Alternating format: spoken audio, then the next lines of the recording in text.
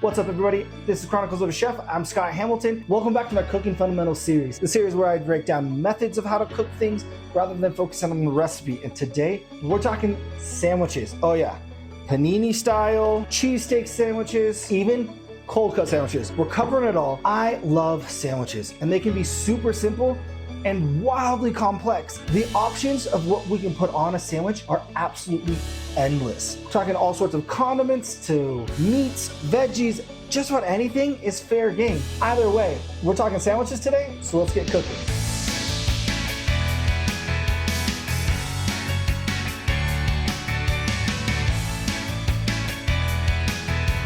We're gonna make two different kinds of cold sandwiches. We're gonna make one on simple sliced bread. I went with white, I went with the most kind of generic kind of bread. Think Wonder Bread, think all those things. This is the bread that I grew up on for school lunch sandwiches, picnics, peanut butter jellies, ham, salami, grilled cheese. Everything kind of went on this, but it has a tendency to get soggy. So we're gonna build this so it doesn't, along with our sub, grinder, hero, whatever you wanna call it. Let's get building these sandwiches. Your moisture levels are gonna matter throughout this entire thing because bread gets soggy, it doesn't get very good, and we don't want that. Mise en place is incredibly important when you're building sandwiches. If I'm making more than one sandwich, I'm gonna cut everything before I do it. To help protect your bread, you want kind of a barrier to go down. Mayonnaise, butter, if you're making a torta, beans, pate, and banh mi's, there are all sorts of different barriers. Will add its own kind of moisture, but also block water and extra moisture from leaking down into your bread. So that's why mayonnaise goes onto the bread first, especially bottom buns. We're gonna add mayo to both sides because I like mayo. We're gonna do this on this one too. Mustard is a binder, so it's gonna kind of block things and hold things together. I'm gonna do some honey mustard on this guy. And then I'm gonna do like a horseradish kind of spicier mustard on our deli sandwich. There you go. Some of you are gonna be like, oh my gosh, that's so much.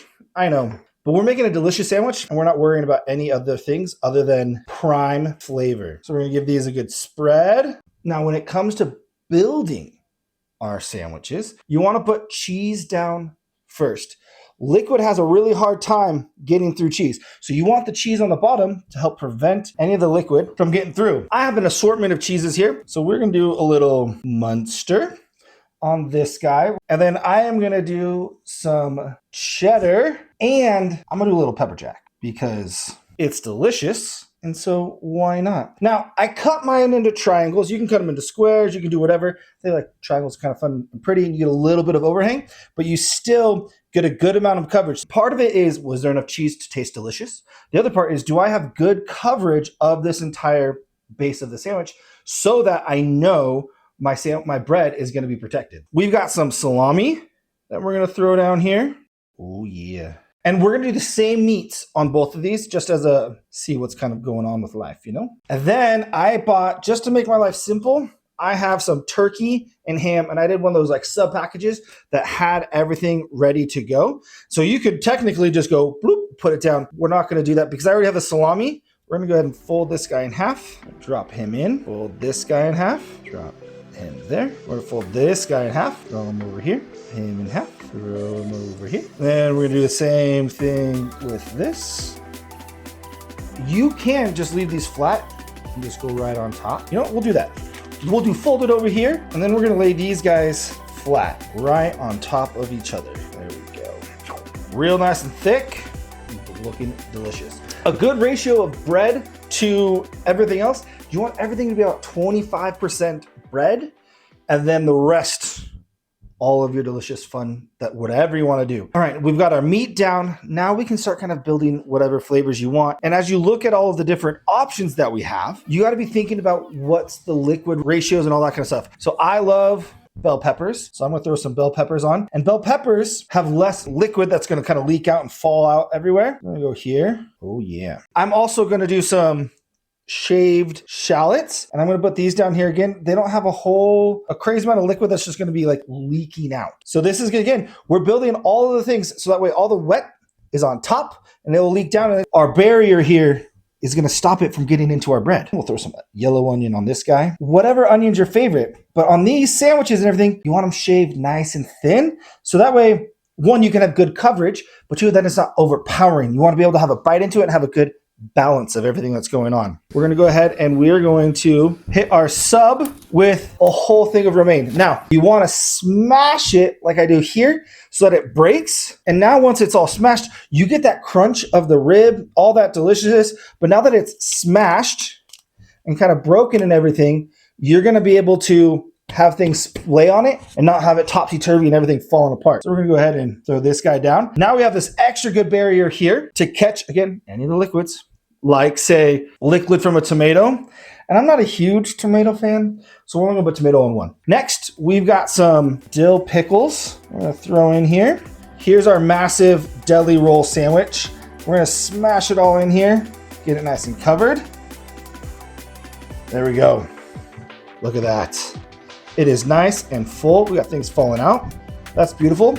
We'll wrap that here in a second. Now, to finish off this guy, we're gonna do some shaved iceberg lettuce. I'm putting the cucumbers on top because cucumbers notoriously will have liquid just leaking out, especially if you're leaving the seeds and everything in there. We're gonna throw some banana peppers on top of that for a little fun heat. And then we got some hot and spicy dill pickles right here too. There we go. Here we go. Let me give that a nice press. For testing purposes, we're gonna go ahead and give this guy a nice cut in half. And I mean, look how beautiful that sandwich looks. Ooh. I love adding all sorts of fresh veggies. It's so good. I'm gonna throw some plastic wrap down here so that we can wrap this sandwich up. And I'm not necessarily looking to wrap it up super tight or anything crazy. I do want to keep air out of it so the bread doesn't dry out or anything. We're gonna leave this sandwich with the meat on the bottom in the proper way of building. And then we're gonna take this guy and we're gonna flip him over and see what happens when our sandwich is built upside down. So we have it right side and then upside down. And we are gonna do the same with this sub, which, by the way, looking absolutely beautiful. We're gonna go ahead and give it a nice slice in half. Now that we've got these sandwiches all squared away, let's head out to the griddle to get working on our hot sandwich, and then we're gonna let these sit and test them at the end, so stick around for that. To talk about our hot sandwiches, we're gonna build a cheesesteak. So I have a more firm kind of hoagie roll here that we will toast on the griddle, but we're gonna go ahead and give this a nice cut, but not all the way through, because I do want to be able to have it hold together, but we're gonna kind of bring it, we want this seam to stay here to kind of help hold it all together. With that and all this deliciousness, let's get out to the griddle. All right, the griddle's ripping hot and we're gonna get working on our cheesesteak sandwich for our hot sandwich. We're also gonna griddle up some vegetables for our ultimate grilled cheese panini. That'll be after this. So I'm gonna hit this with some oil real quick and then throw down peppers, some onions. We're gonna do our mushrooms on a different part of the griddle so we can keep them separate. To both of these, we're gonna hit with some salt and pepper. We're also going to oil here, throw down some mushrooms. And to those mushrooms, we're gonna hit some King's Peak on there. We're also going to griddle a big old chunk of tomato or two. And to those, we're just gonna hit with salt and pepper. All right, let's go ahead and get these mushrooms a look.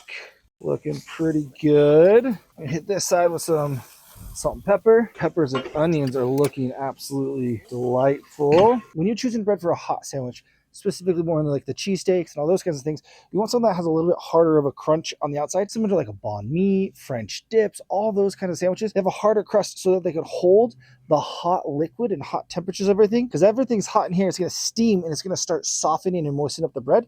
So a nice hard crust on the top is going to help hold it and give your sandwich good structure while keeping it nice and flavorful and give you a nice chew rather than just falling apart mush. Let's check out this tomato. Oh, that tomato's looking absolutely beautiful. I'm gonna hit both sides with some salt and pepper. All right, we're gonna take about half these peppers and onions, throw them over here with our mushrooms. We'll let those continue to cook all together. These peppers and onions will be for our delicious grilled cheese that we're gonna make. Tomato, we're gonna go ahead and drop right there. Oh, looking beautiful. Yeah. Get our mushrooms. Now we're gonna go ahead and throw down a little more oil. Throw down our meat. And at this point, I'm gonna toast our bread. I'm gonna leave it dry. I'm not gonna add any butter or oil. We're gonna use the oil and fat and everything that's on here as a way to toast it. Made with a little King's Peak seasoning from High Desert Kitchen, because I feel like it is just made for delicious things like this. And give this a nice chop. We got our meat about 50% of the way cooked there. We're gonna add in our veggies. Look how beautiful golden brown that is. We've got some pepper jack going down this side and some Swiss cheese going down on this side. It's a cheesesteak sandwich. You can do whatever cheese you would like. Cheese whiz, cheese sauce, whatever. But we're gonna put it on top here, so that way it's gonna help hold everything to our bread. I'm gonna hit this with a little bit of horseradish, just for some good flavor. There's that beauty. Give this a nice fold. Ooh, it's hot. Ooh. Oh yeah, this cheesesteak's gonna be delicious. Now, to make a delicious grilled cheese. Before we get to this delicious veggie grilled cheese, let's go ahead and get our cheesesteak wrapped up here. This is just some nice butcher paper. It's gonna help keep the moisture in and keep it nice and delicious and warm while we get to everything else. Griddled, grilled, panini style sandwiches where it's hot through and through, right? We're gonna toast it all together, all those delicious things. You're gonna want a bread that usually they're gonna be sliced. That flat surface is gonna make your sandwich a whole lot easier to press together, hold together, and all that. We're gonna go with some sourdough rounds for ours. We are going to butter the outside. That butter is gonna give it that nice, beautiful golden brown fry kind of feel where it's nice and crispy, and underneath is gonna be nice and soft. But to me, a grilled cheese sandwich, cheeseburgers, all those, like, nothing beats a Kraft single American cheese. The way it melts, the way it holds together, the rich creaminess that it kind of gives.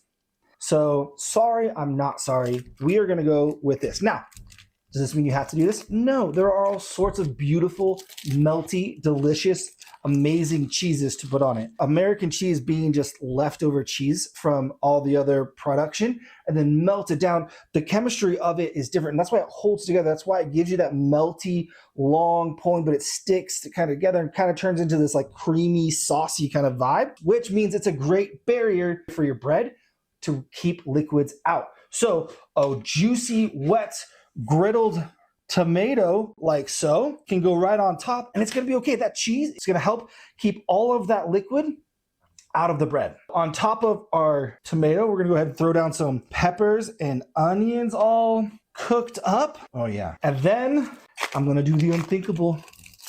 I'm going to throw a layer of cheese in the middle because we're making an ultimate grilled cheese sandwich, and that means we're going to make it extra cheesy. On this layer now, I am going to lay down our griddled mushrooms, hit it with some cucumbers for a little freshness, and then some pepperoncinis right on top. We'll throw this cheese right on top, and then our last bread. Is this from 1970 something? Maybe. Is it older than me? Probably. Does it still work like a champ? Yes. So let me know down in the comments, what's the oldest piece of kitchen equipment that you have in your kitchen that you're like, I can never buy anything else again because I have this. This flips over and I can make 4 waffles at a time. What? It's amazing. I grew up with this thing and I have it now and I love it. Now, we're gonna put it on the back part of the griddle because it's gonna smush down, it's gonna smush forward. So we're gonna even tilt this a little bit this way. Then we're gonna not burn my hand off. There we go. Oh, the tomato just like oozed out. Beautiful. Ooh, yeah. Sounds nice and crunchy to me. All right, we're gonna go ahead and pull this delightful mess of a thing off. Let's give this guy a nice slice. Ooh. I mean, look at that. Again, I'm not a huge tomato fan. Oh, but there's something about that tomato right there. Ooh, team. All right.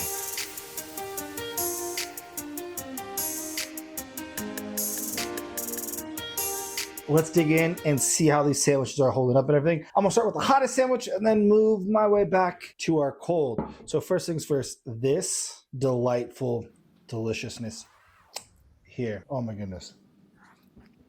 Oh man.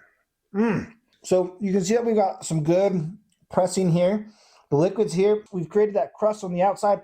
That's preventing any liquid coming all the way through, so it's not soggy. We still got a good crunch. The vegetables in there are cooked beautifully. Some of the fresh in there are warmed up, but still give you that bright, fresh crunch of everything. Oh, absolutely delicious. Love that. All right.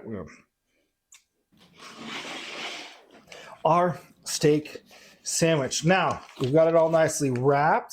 So hopefully it's stayed beautiful. I'm sure that it has. Okay. Nice, good. Oh, man. Here we go. I don't know how to. Okay. It is delicious. But in my rush of getting everything to go and try not to burn my hand, I forgot to put these chopped up sweet hot peppers on there. The bread isn't soggy. It's nice and soft and chewy. It's holding together. It has a little bit of crunch from our toasting on the inside. The meat is delicious. The peppers, the onions, the mushroom, all great. That cheese, I love the combination of Swiss and pepper jack. Can't go wrong. It's rich. It's creamy, a little spice. It is a little dry because we didn't add any sauce into it, which is okay. But these hot peppers were going to be there so we could add some liquid on the inside, wrap it all up, and then you'd have liquid protruding out and keeping things nice and soft and juicy and moisture in there without affecting our bread. So we're just gonna add it on top and say, it's delicious anyway. Oh man, that is absolutely delicious. And this is where it's like, you can now play. You can put all sorts of ingredients in there, because now that we understand how to build out the sandwich, now we can swap. We know how to think about the moisture levels of the sandwiches. We can do all sorts of fun things. Let's start with our deli sandwiches here. Now, this was our upside down one. I wasn't paying attention when I did it. I should have written on top, but it's all good. Now, as you can see, it's already starting to get moisture and soggy all the way up in here. So if this sat all day with all the lettuce, everything dripping down, we wouldn't have as good of a sandwich. Also, if we look at that crosscut, look how beautiful it is. I'm gonna take a bite out of this guy. There's just something so delicious and refreshing and just like takes me back to summer and playing at the playground, at the beach, and just a deli cold cut sandwich made from home. There's a different sensation when it's like a store-bought sub, all done El Profesional by a sandwich artiste, if you will. All right, I want to try the other upside down. I want to try is that, oh yeah, you can already tell this is the upside down on sliced bread, and you can already tell just how mushy and soft, and we've lost a whole lot of things, and it's just watery and wet. I mean, it's still a good sandwich. We'll open this guy up, and you can see the difference between the breads. So look at the top bread here. Top bread after it's been upside down. See how soggy and pressed and everything it is? Even the bottom here with the cheese and where there's lots of sauce, it doesn't have that. This right here, this was like 45 minutes of it sitting there. Think about sitting it for 3, 4, 5 hours. It's going to get soggier, and that's just going to creep all the way down. Versus this guy is going to hold together. And that's why you got to remember when you're doing this, you want to put your sandwiches right side up in it. I was like, or you split it. You put your meat on the bottom, and you put your cheese on top. And that way you get protection from the bread on both sides if you're worried about flopping around. But when you're doing a deli sandwich, it needs to be taken care of. You can't throw it around like a football. Don't get crazy. Thank you so much for watching. These sandwiches all turned out great. I hope this inspires you to bring new ingredients into your sandwiches. Remember, we don't need to stress about the food, but it still can be delicious. If you like these kinds of videos, make sure that you like, subscribe, and do all those fun things. I post videos weekly, from cooking methods like this to seasonal dishes, and even diving in freezers to find something delicious to make. We'll see you next time.